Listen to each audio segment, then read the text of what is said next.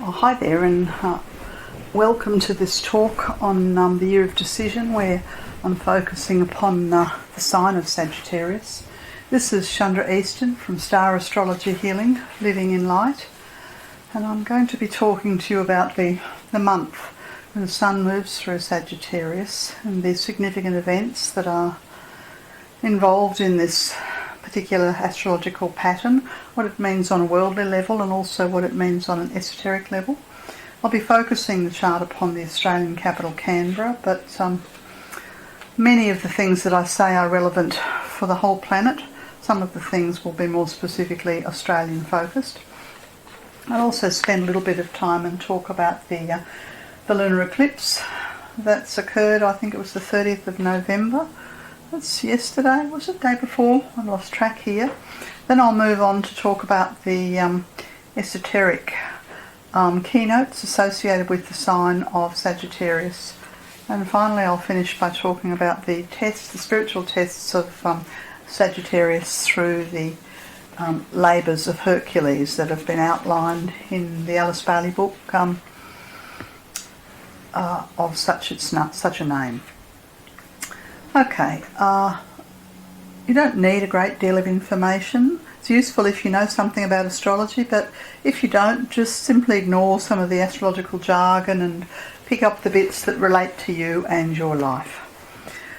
So on the 22nd of November, and it was 6:40 a.m. in the morning in Canberra, Australia, that's our capital territory, the sun entered into the sign of Sagittarius, and from the perspective of what we refer to as Monday in astrology, this will then set the energy for the following month until the sun moves into Capricorn. Okay, broadly speaking, I think what I'll just like to say is that Sagittarius is often depicted as a rider on a horse, sometimes depicted as a centaur, other times depicted as a flaming arrow. And like all of the signs of the zodiac, there is the lower and higher vibration of how we work or utilise the energy of Sagittarius. From the perspective of ordinary humanity, people who are not yet aware of the fact that they are in essence soul and spirit, then Sagittarius provides great learning, and it ushers souls onto the path of aspirancy and progresses them along that path.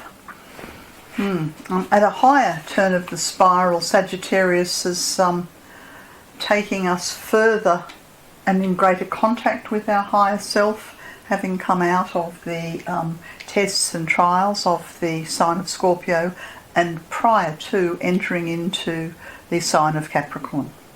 Now, when we are part of ordinary humanity and we have forgotten that we are stardust and that we are souls utilising a body for an earth experience, then we are moving counterclockwise through the signs of the zodiac, and we go from Sagittarius and we go back towards Scorpio.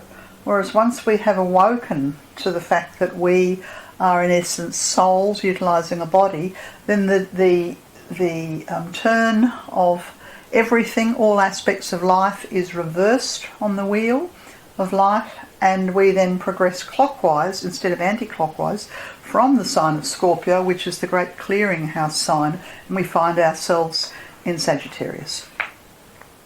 Okay, one of the major symbols for the sign of Sagittarius, as I said, is the horse, and in some of the symbols you'll have the centaur, who's half human and half animal, but you could also say that at a higher turn of the spiral, the centaur is half human and half divine.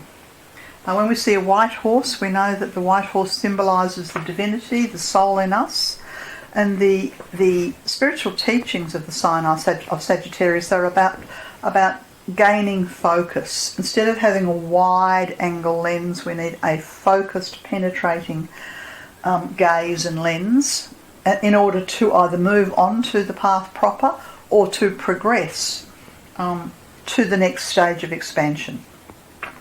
Now, I have worked basically ever since the late 1970s when Chiron was first discovered. I've always worked with the planetoid Chiron. Now, Chiron is not a planet in that it does not orbit around our sun. It moves between Saturn, the last planet visible to the naked eye, which symbolises the end of the material world, and it moves out to the planet Uranus, which is the first of the transpersonal planets, and then it loops back into Saturn and back out to Uranus. And so Chiron does what you and I are trying to do, which is create a bridge of living light between our soul, that is the transpersonal aspect of ourselves represented by Uranus, and our personal selves, our bodies, our ego, represented by the planet Saturn. So it's always very interesting. And I mentioned Chiron because Chiron rules, well, I should say Chiron rules the planet Virgo, but it is in its exaltation in the sign of Sagittarius. I won't go too deeply into that, just suffice it to say that Chiron is at its best when it's working to bring spirit into matter through our health and our service, and Chiron is at its most visionary when it's in the sign of Sagittarius, the sign of the centaur, the sign of the higher aspirant. Yes. Also, therefore, because Chiron is at its exaltation in Sagittarius, it is operating under detriment in the sign of Gemini, and it is operating in what we refer to as the fall in Pisces. This is a complicated matter, but just think of it as Chiron points out the Achilles heel. What's the weak link between the best that you can be, your higher self, and your most worldly functioning ego? And the Chiron in your natal chart and everyone's natal chart will indicate the area where attention must be placed. And because it has this exaltation in Sagittarius, I thought it was useful to have a look at it in this chart as we move through this year of decision, this momentous year 2020. And you'll notice Chiron looks like a key, and it's symbolised because it's the key that opens the heart. And of course the heart is the bridge between the body and the mind. And Chiron at this point in 2020 is situated in the 6th degree, that's 5 degrees and 12 minutes in the sign of Aries. Now the best of Chiron in Aries is wonderful, progressive, new step forward. And the worst of Chiron in Aries is unfortunately that the ego runs amok. And I guess you could say we have had a bit of both. We've had some wonderful progressive steps forward with the health of humanity and the health of the planet. I think of the CO2 emissions dropping. We've also had some of the worst of humanity with a great amount of selfishness and inability to sort of care about the group collective. Yes. Another thing that's important with the sign of Sagittarius is to search for truth. However, the thing about truth is that we're looking for the higher truth. This is not my truth or your truth or the truth of the Daily Mail, but the truth from the spiritual perspectives. And the sign of Sagittarius is often referred to as an arrow flying towards the divine light of truth. And there's a very strong connection between the search for truth and our capacity to take charge of our rational mind. So I'll talk a little bit about that. We have the subconscious mind, we have the intellectual or the rational mind, we have the higher mind or the intuitive mind, beyond that the buddhic mind, beyond that the realms of cosmic mind. Our personal selves, the way we're taught in school, unfortunately, is to believe only what we can compute and what we can rationalise and what makes sense on a practical level. And we're taught to use the 3 R's, the reading, writing and arithmetic, and to make that the be-all and the end-all of everything. However, that's only one part of the equation, because we have spirit and matter. So the rational mind is wonderful for dealing with the material world, but really next to useless when it comes to penetrating into the insights of the inner world. Yes, and so the sign of Sagittarius is asking us to recognise which part of our mind we are using when we make decisions. Are we using the rational mind? Are we using the intuitive mind? Are we contemplating and meditating, opening for inspiration to make a connection with the buddhic mind, Atmi? Yeah? The soul controls its mechanism, that's your physical body. Your higher self controls your life for outcomes that bring the best for you when the mind, the rational mind, the literal mind, the pragmatic mind, is brought into service to the higher mind. When the mind that the ego uses serves the heart and serves the higher mind of the soul, then we know that some of the lessons of Sagittarius are being learnt, and therefore as we learn to focus our mind and purify and clean up our mind, and this is a huge task because literally we're bombarded from morning to night with advertising and messages and other people's opinions and our own old programs, and we have to clear all that clutter out of the way and underneath that find the essence, the gold of what is the inner truth. Okay, the sign of Sagittarius is before I go on to that, I beg your pardon, I've jumped ahead. I'm going to look now at the chart that I have here for when the sun entered into Sagittarius. So the first thing that I notice, and notice that the chart is divided into 12 segments, and over in the 12th segment is the circle with the dot in the middle, that's the sun, the downward pointing arrow, Vulcan, and the past life point, the south node. So this is an obscured sun. So what happens when the sign of the zodiac that's really trying very, very hard to distill wisdom and find truth has been hidden in the 12th house, is that there are a whole lot of things that are not being revealed. Now this is from the perspective of Canberra, Australia. So that makes me suspicious of what it is that the government's not telling us about all kinds of things. Yeah? And sometimes what happens is that statistics or facts are manipulated to the end of the person who's doing the manipulating. So I guess what I'd say is that there's a hidden agenda going on around information and knowledge and facts, and you could say, well, maybe we're not getting the full truth about the economic pain that we're suffering in Australia. Maybe we're not getting the full truth about the vaccine. Maybe we're not getting the full truth about the reasons why up until literally today in Queensland the borders have been closed. Yeah? There's all kinds of reasons why we're not getting the truth. And I get that from the Sun and Vulcan in Sagittarius. Now you'll notice if you follow the red line that goes from the Sun in Sagittarius down to the 3rd house, you'll see there's a tight square between the Sun and the Moon. Now, in an individual's chart, a tight square between the Sun and the Moon will cause a conflict between their masculine and their feminine, their yin and their yang. So there's some kind of conflict going on between the need for clarity and insight and facts versus the need to keep people happy. That's because the Moon is in Aquarius. So I guess I wonder whether the good of the group, that's the Moon in Aquarius, is being obscured by the need to keep certain facts hidden. Yeah? Gives me, I'm a little suspicious of this Sun-Moon square falling between the 12th and the 3rd house in terms of the data or the information that we're being given that affects the group. And I think, for instance, of the QR code that's now been rolled out throughout New South Wales. It's not possible to enter a venue to do all kinds of things without a government code. This sort of sounds a bit like 1984 Big Brother, don't you think?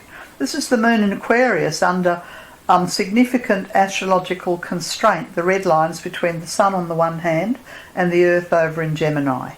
There is a need for dispassionate freedom of speech, and I guess there's been, and I wish there was more public discussion around democracy and the eroding of democracy.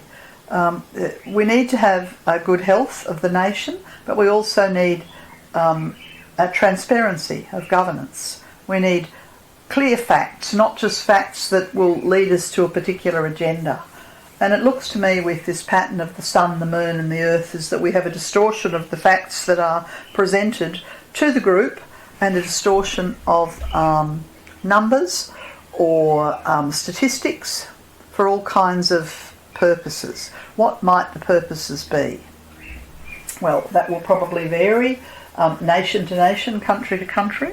But I guess what we can say is with the Earth in Gemini and the North Node in Gemini, we need the absolute truth. We need the truth without agendas, without price tags, without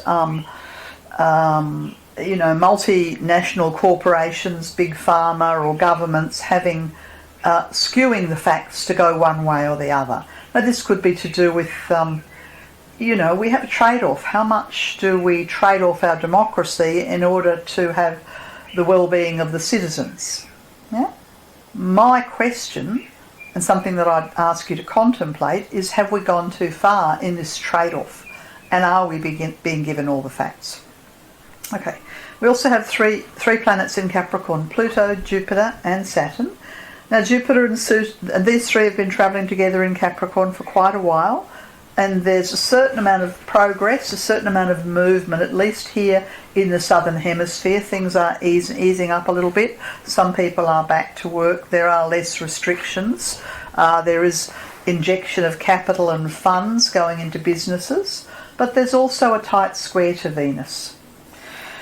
This is primarily the tight square between Venus and Scorpio up in the 11th house and Saturn and Capricorn in the 2nd house. And what happens when Venus and Saturn are in square is that we get loyalties or obligations tested. So people sometimes find that their view or their loyalty goes one way and it's a different direction to where their organisation's going or where their family's going. So you may end up with a values crisis. This is what I believe, but the organisation I work for believes this. Yeah? This is what I believe, but the family that I'm involved with believes this. So we can have a test of loyalties on a personal level, on a social level, on a government level. We can be told that for the good of the whole, this is what the government's decided, whatever it is. But the question is, are certain aspects of society being marginalised and forced out because our loyalty is... Now, some countries will find that their loyalty is to the government at all costs.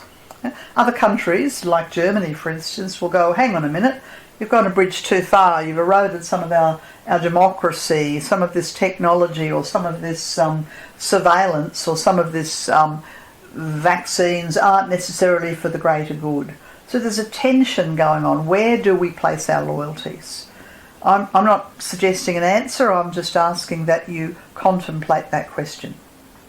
And recognise that not everybody in your home, in your family, in your nation, in your workplace will have the same values as you. Yeah. And this is causing a lot of tension all around the world. Okay, so what we're really looking for, I think at the end of 2020, is a bit of clear light and a bit of clear breath and a bit of ethical leadership.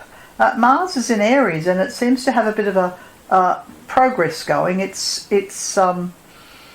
yet to it's yet to move into Taurus. It'll be in Aries for quite a while, I think. So there may be some areas of your life where you feel like life's freeing up, life's moving up, but there may be other areas where your freedoms, your limitations, your income, your health, your loyalties are compromised. These are the complexities of this chart. Okay, the lunar eclipse. Let me just find that chart. Okay, so 9:44 I beg your pardon. Sorry, it's 7:30, almost 7:30 p.m. On the 30th of November. That was Monday. Yesterday there was a lunar eclipse.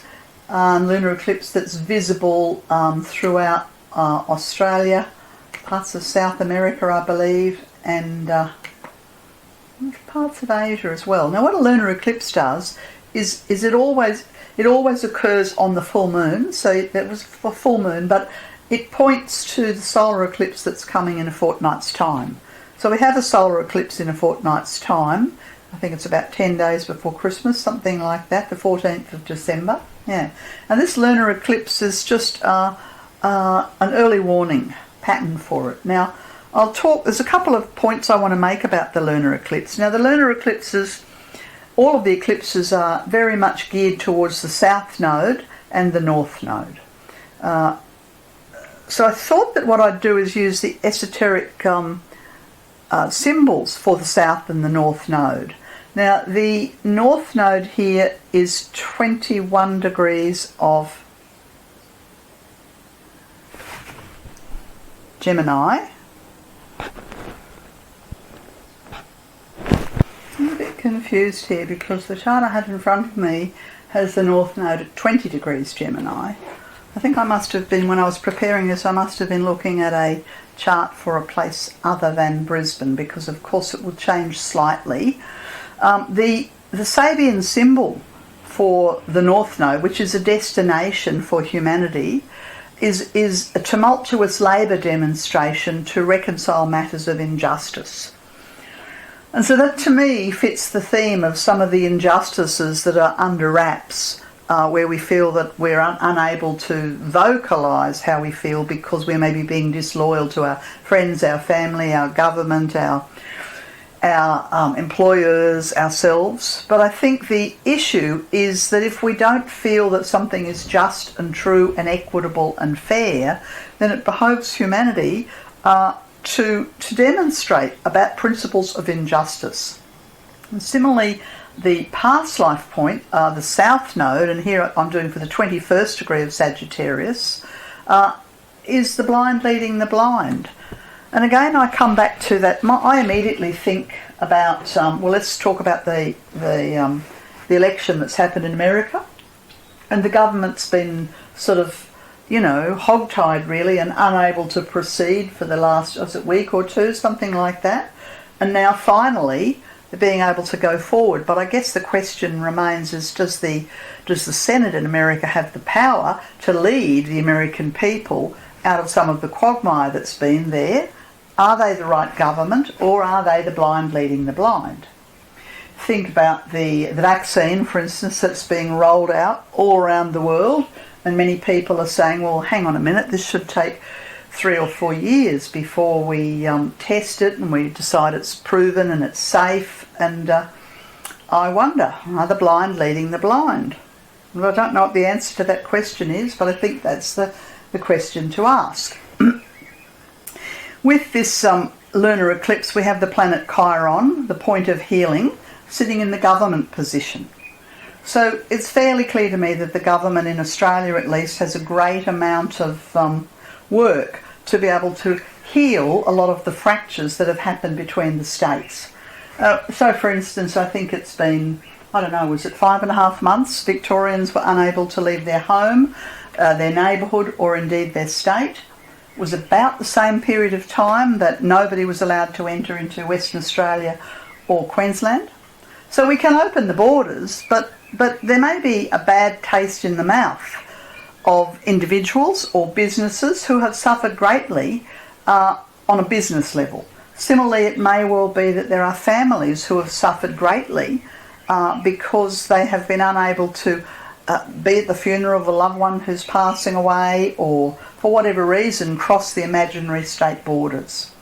So I think what the eclipse is talking about, on an Australian perspective at least, is that there's a time for healing needed in the entire nation to be able to bring us together, because we have separated along federation lines, and some states may have done better than others. I spent a small amount of time in lockdown in Victoria, but most Victorians spent, I think it was 5.5 months or something. So there's a certain sense of, some people it was easier in Australia, and for other people it was harder, and that it's a bit like when there's been a major break-up in a family. A certain time for healing is required, and a certain clarity is required, and certainly what we need is to speak up about things that are not just or fair. So those who've been following the line of the statistics, and giving all their faith and their allegiance to the government, maybe they've been failed to understand the human cost of the pandemic that will be certainly and is coming to the foreground now. Pluto in this lunar eclipse chart is in a very difficult relationship Yes, where is it?